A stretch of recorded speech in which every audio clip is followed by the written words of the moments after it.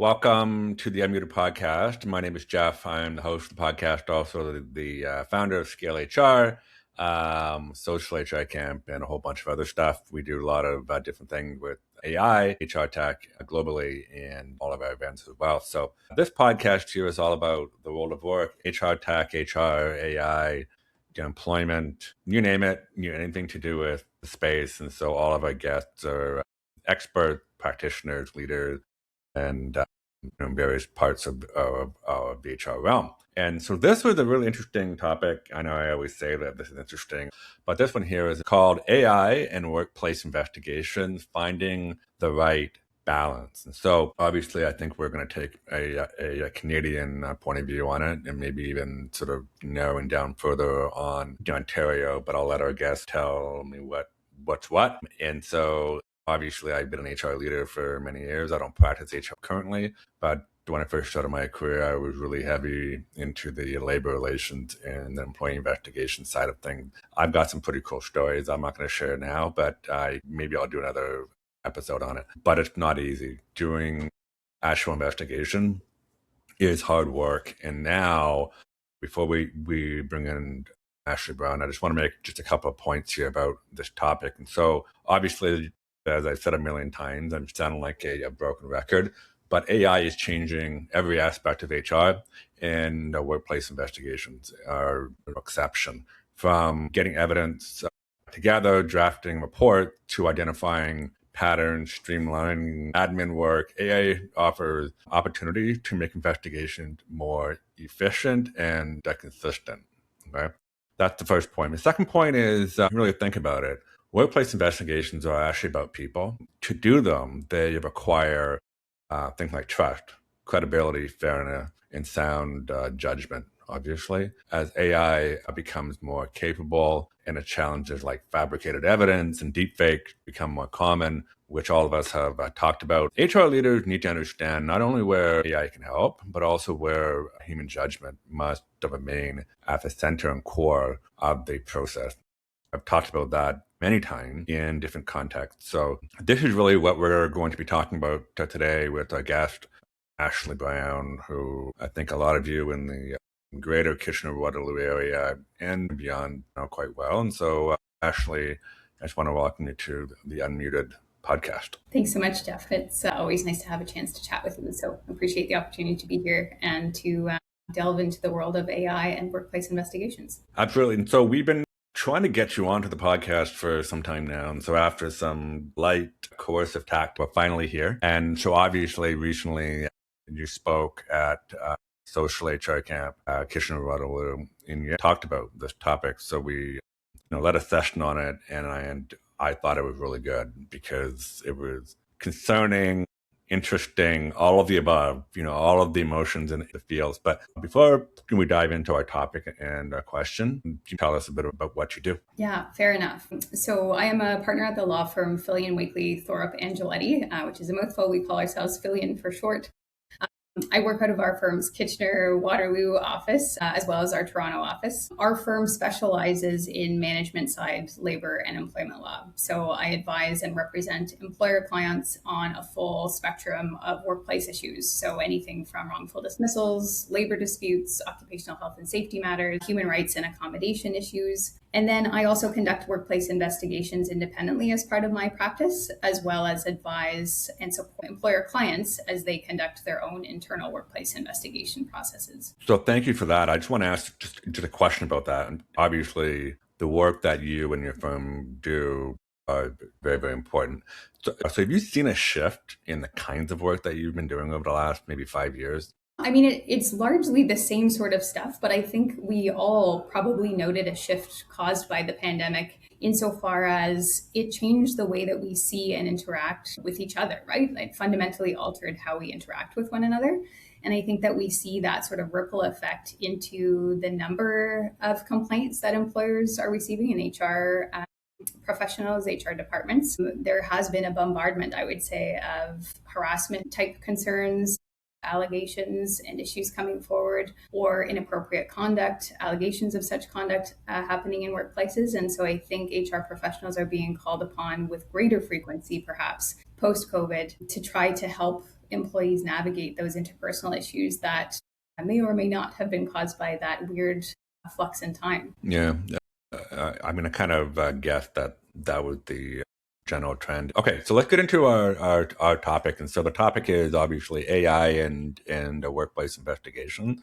So trying to find that balance. And so my first question for you is this. Many companies are exploring AI to improve the efficiency across HR. What opportunity do you see for AI to add meaningful value during workplace investigations? And where is it already making a difference? Yeah, good question. Well, I think workplace investigations can sometimes feel really long and arduous, particularly those that are very document heavy or where we have a very sort of broad scope in terms of investigation mandate. Either there are a fair number of allegations or a good number of people involved or lots of evidence and documentary evidence to review, right? And so I think in terms of opportunities that AI tools present, if they're used properly, I think they can really help to lighten that load and can offer up considerable time and cost savings that flow through from sort of the beginning of the process through to the end of the investigation.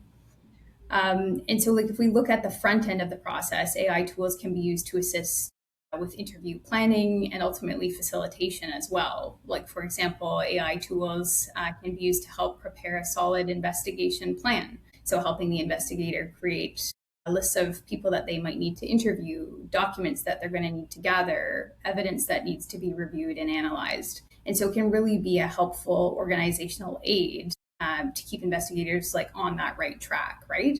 I think that AI can also be really effective at generating a draft of interview questions that an investigator can use in their investigation meetings. As you and like other listeners will fully recognize, having done these processes before, an investigator needs to be flexible and be able to sort of go with the flow of an investigation meeting. So you don't want to be too rigidly bound to a script per se, but AI can very helpfully and quickly generate a solid draft of an outline of questioning that you can use as to facilitate these meetings within a matter of minutes, right? And so helpful time savings in terms of that initial starting point. So thank you for that. So that's on organizing the process and these admin stuff, which is obviously logical. So what about capturing the actual investigation, conversations and meetings and so forth? I know that's a bit of a hot topic for me personally with all my video calls, right? I try to record them, transcribe them. I use AI note taker. And not just for me, obviously, because I'm hard of hearing and it's a huge benefit for me. But this is a very different context, right? So where do you sit along that spectrum with using these tools to help you with the actual note-taking, analysis, all of that kind of stuff? Yeah, and I've seen sort of an interesting progression on that point. Historically, I think as investigators, we were loath to use transcription or recording devices to help with these processes, so have like been manually taking notes of interviews as we go through them. And in large part, that was to avoid having somebody feel really anxious or stilted in their interview meeting, because as soon as somebody knew that they were being recorded or that they had a camera or a recording device on them, it had a bit of a chilling effect with sort of the thought process. But again, when we sort of reflect on the last number of years and coming through the pandemic period, virtual platforms like the one that we are interacting on currently have become far more common. Like we are all far more accustomed to having cameras and recording devices on. And so it doesn't necessarily have that same chilling effect that I think it once either did or was concerned to have had. So I think we've seen a greater incorporation of these sorts of technologies into the investigation process, where investigators are now using them to take transcriptions or recordings of meetings. My own experience with it is that transcription is not perfect, right? So you're going to end up with perhaps transcripts that inaccurately record responses to questions that are posed, and perhaps having or containing errors on critical pieces of information, right? So if we rely on those transcripts with those errors, it can undermine the defensibility of our analysis and investigation findings. Interesting. So I think best practice, at least what I've been doing of late, is when I'm using transcription, it's a good backup, right? We've got that backup. I also still take my own manual notes. And then as a best practice as well, having a witness to an investigation meeting, still giving them the opportunity to review and acknowledge and sign off on notes of their meeting so that they can correct the record if required, and or sign off once that's been done, that they acknowledge that the finally produced, the finalized record is indeed accurate, right? And reflective of what they've discussed with the investigator. Yeah, I spoke to somebody about this. They said to me, which actually makes sense, is that now we have multiple things to use. And so the idea there is, instead of relying on one method to administer, now we have multiple. Obviously, it's important that those people that are participating in the processes fully understand what's going on. For example, if you're going to use an AI transcription platform, then that needs to be shared, right? I'm using this AI transcription platform for this purpose, right? And not to be secretive about it, I guess. Yeah, no, I think that's a great point, and absolutely echo that. We don't want to be recording folks surreptitiously or using these tools without giving folks the opportunity to know and ultimately consent to their use during these processes. So that is a very good and fair point, Jeff. Yeah. Okay. So shifting gears here, just a little bit here. So obviously, workplace investigation can often involve difficult conversation, obviously, conflicting accounts, credibility assessment. Where do you believe it can add value, and where do you think human judgment simply can't be replaced? Yeah, no, and I think this is sort of a really interesting question to delve into in more depth. I think AI has the ability to help us as investigators make more robust findings and sort of amplify and support the findings that we're making through these processes. One of the key challenges that I think arise for most investigators is fully explaining why and how it is they've reached the conclusions that they have, right? And so when we're looking at, or when it comes time to draft the investigation report, I always suggest that this is sort of the most painful part of the investigation process. It's all well and good to sort of sit there and listen to the juicy sort of meaty details that people give us when they're giving their evidence and engage in that analytical exercise of assessing the evidence that we've gathered. But it can be painful and time consuming to prepare a written report where we're putting pen to paper finally and setting out why and how it is that we've reached the conclusions that we have. So AI tools can be a really helpful way to make that process perhaps less painful by helping us augment the analyses that we're making. So you don't, again, want to sort of rely on those rotely in terms of the output that you're getting or that's being generated by the tools that you're using. But it can help us to make more sort of robust analyses and test the assessments that we're making, right? So when we are looking at two different versions of events and making those credibility assessments, as you've suggested, using AI to sort of gut check, right? Like, this is my assessment, but here are the two versions of events that I'm looking to reconcile, and whose version of events would you prefer and why? And helping us to sort of flesh out that analysis and ultimately answering the why question, as I like to call it, that sometimes plagues report writers. Very interesting, because I've always said to people, if you're going to produce something, then you better be able to stand up behind it. If you can't speak to it, that's the problem. That is a huge problem. Yeah, definitely. I'm of the view that AI tools should be used to enhance and supplement the human contributions to the investigation process. And largely AI can automate or simplify various aspects of the process for us. But there are certainly certain skills and capabilities that only human investigators can bring to the job. And I think most significantly among those are the use of human empathy, intuition, and morality, right? To large extent. Yeah. So for example, a human investigator is going to be able to detect tone, affect, and demeanor in a witness interview and observe those sorts of things and details in a way that technology simply can't, at least at this juncture. Yeah. And so, as I mentioned before, one potential use of AI tools in the investigative context is to put together that outline of questions for a witness interview. But even the best drafted list of questions is not going to be able to inform an investigator of when to circle back, on something that is seemingly a tangential detail that somebody has offered up in a witness meeting, that when probed further leads to really helpful and very relevant evidence in the end. Or similarly, to know when to pause and let that sense of anxiety build with the witness, right?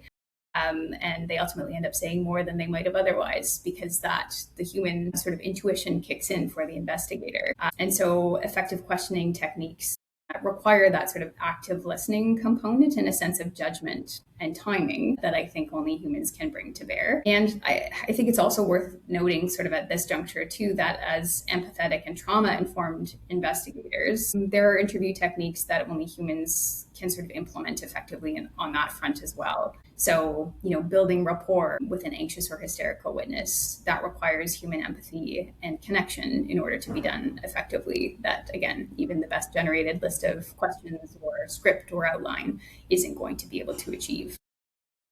Oh, yeah, absolutely.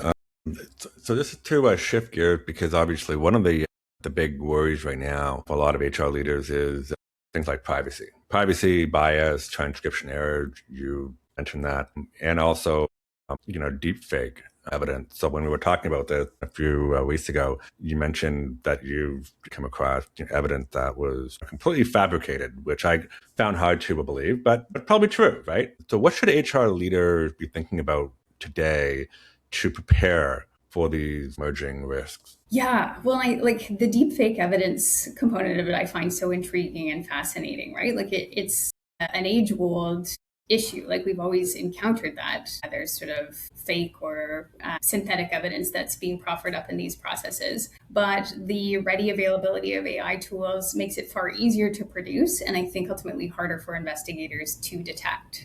So this means that investigators have to bring perhaps an even more critical eye or a more discerning judgment than has perhaps historically been required. So, we need to be prepared to identify deepfake evidence. How do we know that this is what we're being presented with? So I think having policies in place is critically important in terms of, how AI is to be used in investigation context, certainly, but in the workplace more generally.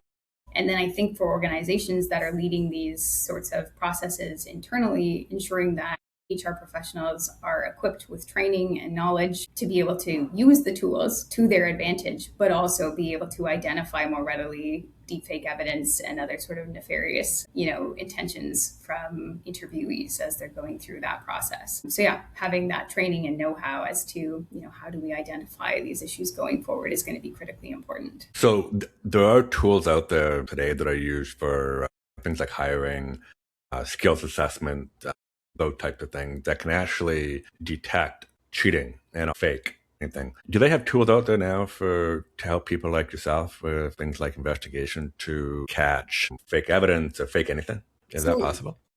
It is possible, from what I understand. So there are specialized detection tools that can help detect AI generated material. And I gather that they work by way of spotting hidden digital watermarks or inconsistencies in metadata. But those tools, I gather, also have their limitations and aren't readily, at everybody's disposal, right? So I think it's probably going to be the case that those technologies develop and are enhanced over the course of time and perhaps do become more readily available.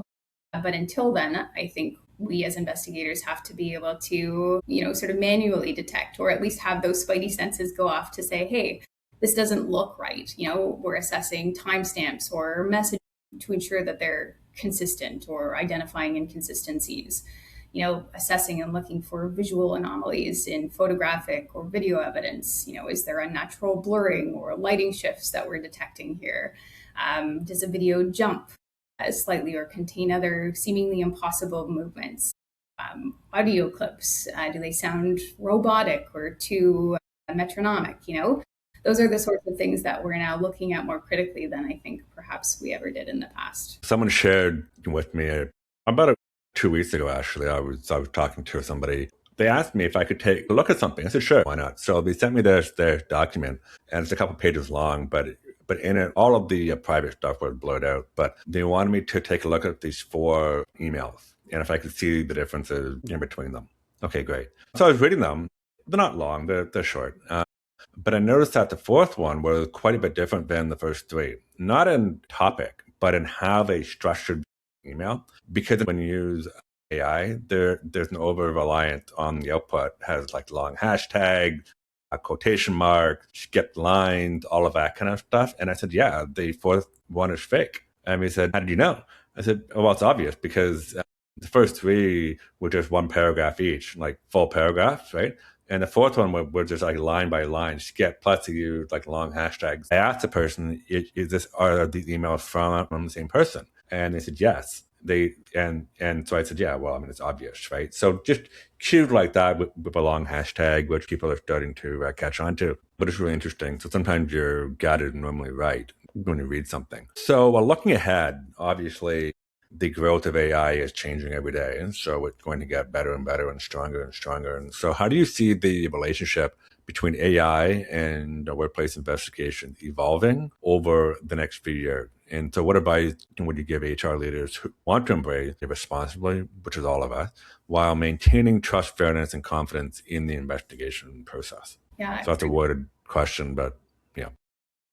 It was a triple-barreled question, but I like it. But Pretty much, yeah. Yeah. From my perspective, the best investigators are going to be those folks that embrace AI as a tool in their overall investigation toolkit, but that don't see it as a complete replacement for sort of the human contributions that maintain the overall fairness, credibility, and integrity of the investigation process. You referenced this at the outset of our session, Jeff, but undeniably, like, generative AI is transforming the world of work, and investigations are certainly no exception to that, right? So these tools do offer extraordinary potential to make workplace investigations more efficient, cost effective, and potentially even more robust if they're used appropriately. And so I think we're going to continue to see these technologies develop, evolve, and improve in the months and years ahead. And we'll likely see new areas of risk develop alongside that as well. And so it's going to be a challenge for all of us to sort of stay abreast of that evolving landscape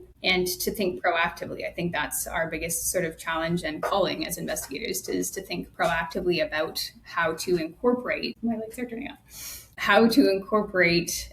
They're falling asleep. Yeah, that's right. My foot was actually falling asleep earlier, so then I had to shift. Yeah. So yeah, I think we just need to start thinking proactively about how to incorporate these new and emerging technologies into our practices. And for organizations and HR professionals that conduct these processes internally, it's going to be prudent to look at, like I said, developing those policies and investing,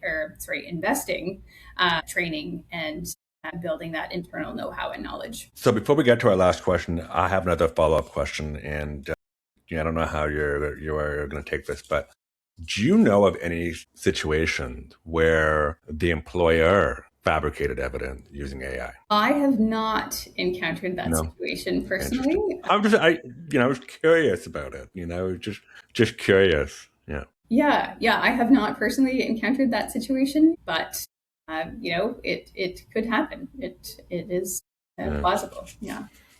Very interesting. Okay, so if our viewers can learn just one thing about what we've talked about today, what is that one thing?